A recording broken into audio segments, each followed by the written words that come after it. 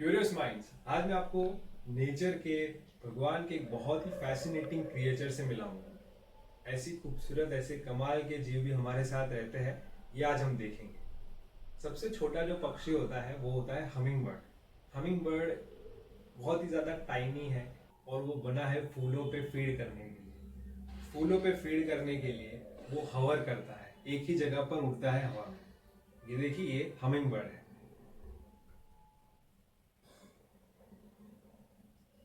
Humming bird है, लेकिन humming bird जो पक्षी है वो नहीं, हमिंग बर्ड मॉथ है। ना कमाल की बात कि एक मॉथ बिल्कुल एक पक्षी की तरह लगता है, छोटे से पक्षी हमिंग बर्ड की तरह।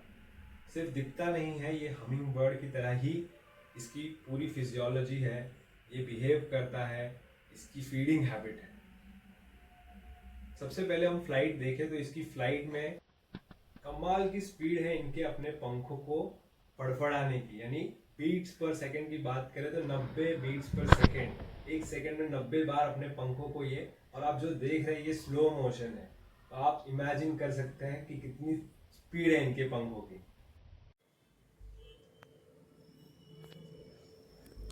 तो आज के वीडियो में हम देखने वाले हैं एक मॉथ, एक लेपिडोप्टेरन ऑर्डर का, यानी बटरफ्लाई का रिलेटिव मॉथ। मॉथ और ऐसा मॉथ, ऐसा यूनिक मॉथ, ऐसा बहुत ही रेयर मॉथ जिसने इस प्रकार की एडेप्टेशंस हुई है, इस प्रकार की नकल की है एक पक्षी की, छोटे पक्षी हमिंग बर्ड की, कि इन दोनों में फर्क करना मुश्किल होता है। हमिंग बर्ड अगर आपने नहीं देखा है तो पहले प्लीज हमिंग बर्ड का फोटो देखिए गूगल पे, और आपको समझ में आएगा कि कितना शानदार, ये कितनी कमाल की बात है नेचर में। ये जब दो अनरिलेटेड स्पीसीज, अनरिलेटेड किंगडम, यानी एक इंसेक्ट है, एक बर्ड है, ये समान दिखाई देते हैं, समान बिहेव करते हैं, और इसी को कहा जाता है, समझने के लिए इस एवोल्यूशन को, इस तरह के कन्वर्जेंट एवोल्यूशन।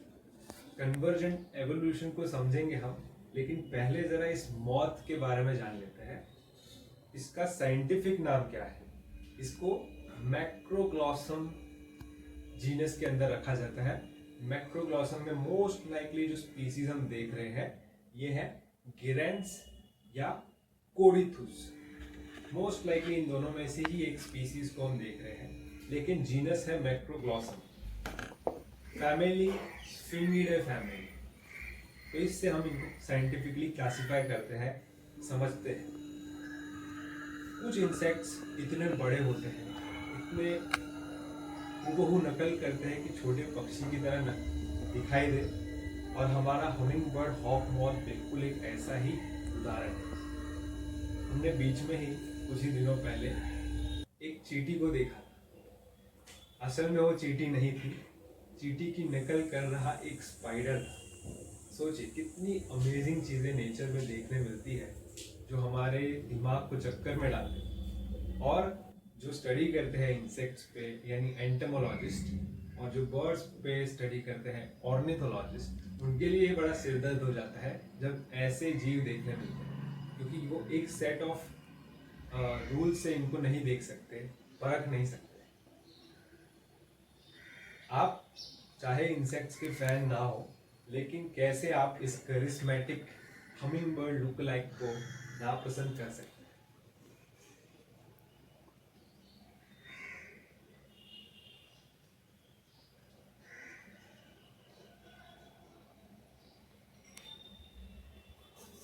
ये जो खूबसूरत मॉथ है, ये फूलों का जो परागन नेक्टर होता है उसको सक करता है, सिप करता है अपने लंबे प्रोबॉसिस की मदद से, जो इसकी टंग है, आप फीडिंग ट्यूब कहिए। यहाँ पर हमको देखिए, मैं आपको अगर वेंट्रल साइड भी दिखाऊं तो हमको इसकी टंग प्रोबॉसिस देखने नहीं मिलेगी, जो इससे इसके साइज की जितनी होती है।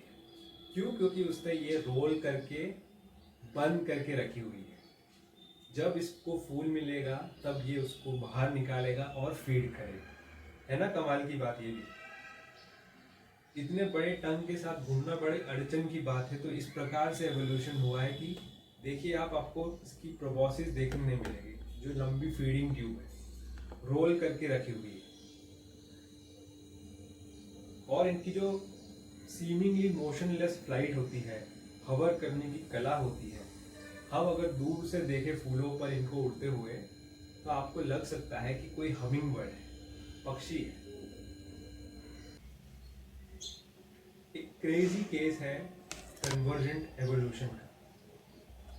ये मौत जो हम देख रहे हैं, ये एक माइग्रेटरी मौत होता है। एशिया में पाया जाता है, इंडिया में इसकी बहुत सारी स्पीसीज देखने मिलती है, अमेरिका में है, यूरोप में है। तो बहुत एक कॉमन बर्ड तो है, कॉमन मौत तो है, लेकिन इनकी संख्या डेफिनेटली खतरे में है, खतरे की ओर इनकी संख्या जा रही है। तो ऐसे मौत्स को, नेचर के ऐसे यूनिक क्रिएशंस को अगर हमें बचाना है तो हमें नेटिव प्लांट्स हमारे गार्डन में, अगर आपके पास लैंड है तो ऐसे फूलों वाले पौधे लगाइए, खास तौर पर नेटिव, जो इनको कुछ ऑफर कर सके। हमारे इकोसिस्टम का पार्ट होना चाहिए आपका लैंड, तभी वो फ्रूटफुल होता है, तभी आप कुछ सेवा कर रहे हो नेचर।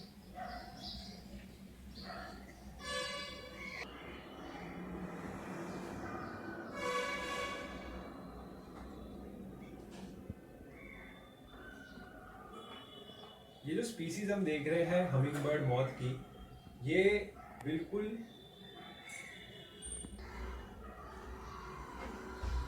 दूसरे मॉथ से विपरीत है। जहां पर हमको दूसरे मॉथ ज्यादातर रात में देखने मिलते हैं, नॉक्टर्नल होते हैं, यानी रात में निकलते हैं मॉथ्स। बटरफ्लाई दिन में, मॉथ्स रात में। लेकिन ये मॉथ ऐसा है, ये डे फ्लाइंग मॉथ है, दिन में उड़ता है, और इसी वजह से मुझे ये दिन में मिला था।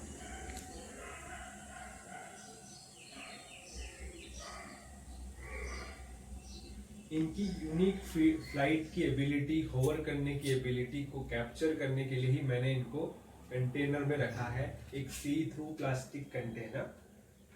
लेकिन दो चीज़ों का ध्यान रखना है, आप जब भी किसी इंसेक्ट को या दूसरे जीवों को बंद करते हो डब्बे में, तो उसमें बड़े बड़े छेद होने चाहिए ताकि वो सांस ले सके, उनको ऑक्सीजन या एयर मिल सके, वो अनकंफर्टेबल ना हो और जिंदा रहे।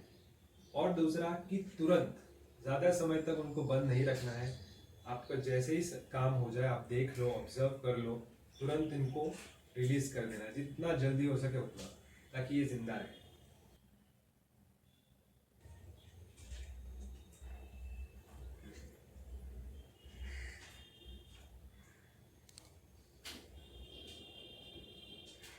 हाँ, तो मैं कह रहा था कि ये एक डायरनल मॉथ है, डायरनल और क्रेपुस्कुलर। क्रेपुस्कुलर यानी ये दिन में और ट्वाइलाइट के समय पर एक्टिव होने वाला मॉथ है, फीडिंग के लिए फूलों पर जाता है। अब ये होवर करने की जो एबिलिटी है, ये क्यों इंपॉर्टेंट है, ऐसा क्यों होता है, क्यों ये डायरेक्ट फूल पे बैठ नहीं सकते? देखिए, ये एडवांटेजेस इसलिए है क्योंकि फूलों पे नेक्टर पीने के लिए बहुत कंपटीशन होता है। बीज होती हैं, इंसेक्ट्स होते हैं, एंड्स होती है, बहुत सारे इंसेक्ट्स होते हैं। उसी में आपको अगर स्टैंड आउट करना है, आपको क्विकली फीड करना है, तो आप हवर करिए, आपको बैठने की आवश्यकता नहीं है, लंबे ट्यूब से सिप कीजिए और तुरंत दूसरे फूल पर उड़ जाइए। ये इसकी बेसिकली इसका बिहेवियर होता है।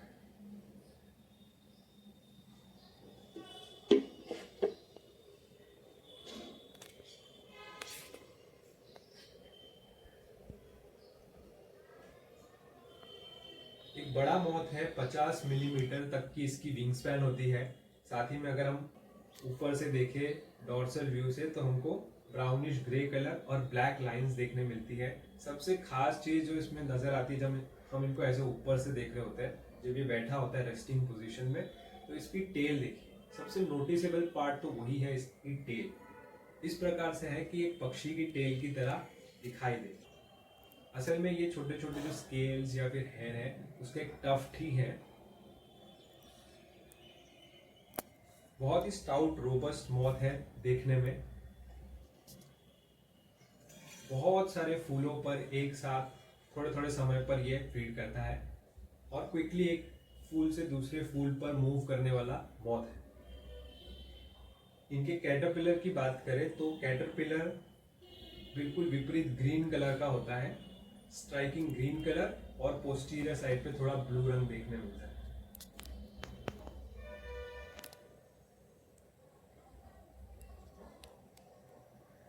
तो कन्वर्जेंट एवोल्यूशन का रिजल्ट है कि हमको ऐसा क्रिएशन देखने मिल रहा है, ऐसा यूनिक फीचर देखने मिल रहा है। तो कन्वर्जेंट एवोल्यूशन को समझना है तो दो तरीके से समझ सकते हैं। पहले अगर मैं आपको सिंपल टर्म्स में कहूँ तो जब दो unrelated species similar features develop करती है ओवर टाइम, तो कन्वर्जेंट एवोल्यूशन का उदाहरण होता है। दूसरी तरीके से कहूँ तो देखिए, एनिमल्स जो एक दूसरे से रिलेटेड नहीं है, उनको एक दूसरे से लेना देना नहीं है, लेकिन सिर्फ और सिर्फ इन वजहों से कि वो एक समान जगह पर रहते हैं, एक ही जगह पर, एक ही तरीके की जगह पर रहते हैं, एक ही तरीके का उनका फीडिंग बिहेवियर होता है, तो एवोल्यूशन इस प्रकार का हो जाता है कि दोनों एक तरीके के फीचर्स डेवलप कर लेते हैं। जैसे अगर मैं उदाहरण दूं तो डॉल्फिन और शार्क। डॉल्फिन एक मैमल है, शार्क तो फिश है। तो दोनों में सिमिलर शेप क्यों है? क्योंकि वो रहते हैं ओशन में, और ओशन में रहने के लिए आपको फास्ट स्विमिंग आनी चाहिए, तो आपकी एक स्ट्रीमलाइन बॉडी होनी चाहिए। टेक्निकल टर्म में अगर देखें तो कन्वर्जेंट एवोल्यूशन का अर्थ होता है जब इंडिपेंडेंट एवोल्यूशन हो और सिमिलर ट्रेट्स डेवलप हो दो डिफरेंट लीनिएजेस में। इस फिनोमेनन को जब स्पीसीज में सिमिलर इकोलॉजिकल नीशेस में रहने के कारण, सिलेक्टिव प्रेशर्स होने के कारण इस प्रकार का एवोल्यूशन होना। क्लासिक उदाहरण होता है एक बैट और एक बर्ड। दोनों अलग अलग पाथवे के हैं। एक मैमल है, एक एवियन किंगडम का है, लेकिन फिर भी दोनों में पंख है, दोनों एरियल एनवायरनमेंट में रहने के लिए बने हैं, जो चमगादड़ और पक्षी हम देखते हैं। इसको भी कन्वर्जेंट एवोल्यूशन का क्लासिक उदाहरण माना जाता है।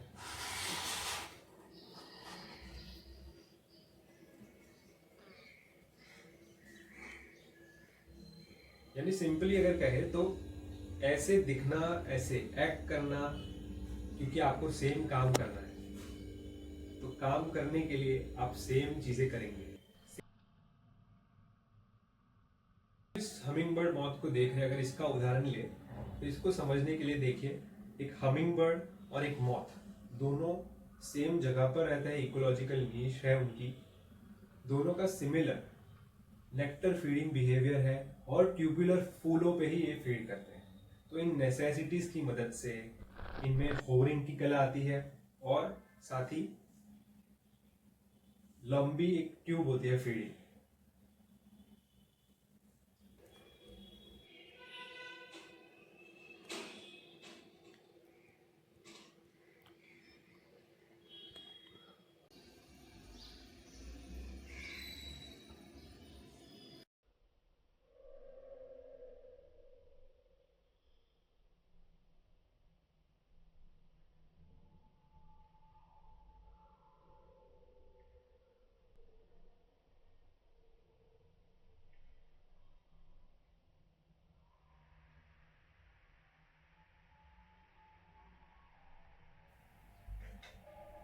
प्लैनेट अर्थ पे जो लाइफ है वो बहुत ज़्यादा कॉम्प्लेक्स होती है। एवोल्यूशन का नतीजा है जो भी आज लाइफ फॉर्म अर्थ के फेस पर है।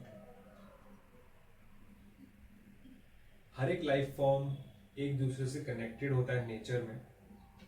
हम इंसान अगर नेचर से खुद को अलग मानते हैं तो ये हमारी गलत फहमी। नेचर में अगर एक स्पीसीज भी एक्सटिंक्ट होती है तो उसका जो डाउनफॉल इफेक्ट है, डोमिनो इफेक्ट है, वो हर स्पीसीज पर देखने मिलता है। एक से कई इफेक्ट होते हैं। हमारी जो प्रकृति है वो बहुत जटिल, बहुत कॉम्प्लेक्स सिस्टम से बनी है, और इनके सिस्टम्स तो हम नहीं समझ सकते। बस हम इंश्योर कर सकते हैं कि ये प्लैनेट जैसा है वैसा रहे, इसमें जो प्रोसेसेस एस्टैब्लिश्ड हैं वो वैसे ही रहे, हम उसको चेंज करने की कोशिश ना करें। इसके जो विपरीत परिणाम है वो हम भुगतते रहते हैं समय समय पर। मुझे नहीं पता दूसरे प्लैनेट्स पर लाइफ है कि नहीं, बट अर्थ पे जो है वो बहुत सुंदर है।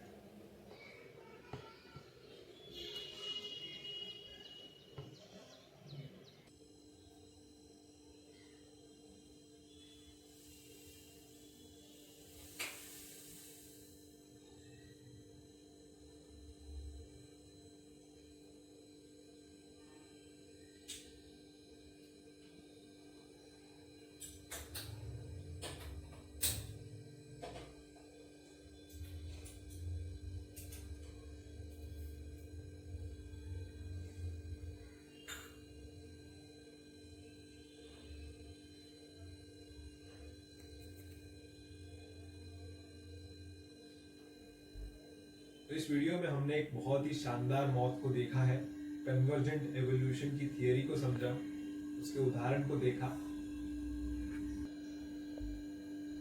कितनी खुशी की बात होती है कि हम इस प्लैनेट अर्थ को, ब्लू प्लैनेट को ऐसे यूनिक खूबसूरत क्रीचर्स के साथ शेयर करते हैं। इनकी एग्जिस्टेंस आज हमारे हाथों में है। हम डायरेक्टली इनडायरेक्टली जो डिसीजंस लेते हैं वो इनकी ज़िंदगी को अफेक्ट करता है। आप छोटे स्टेप्स लेकर ऐसे जीवों को एक्सटिंक्ट होने से बचा सकते हैं। प्लांट्स लगाइए, नेटिव प्लांट्स, फूलों वाले पौधे, ताकि ये हैप्पीली रहें।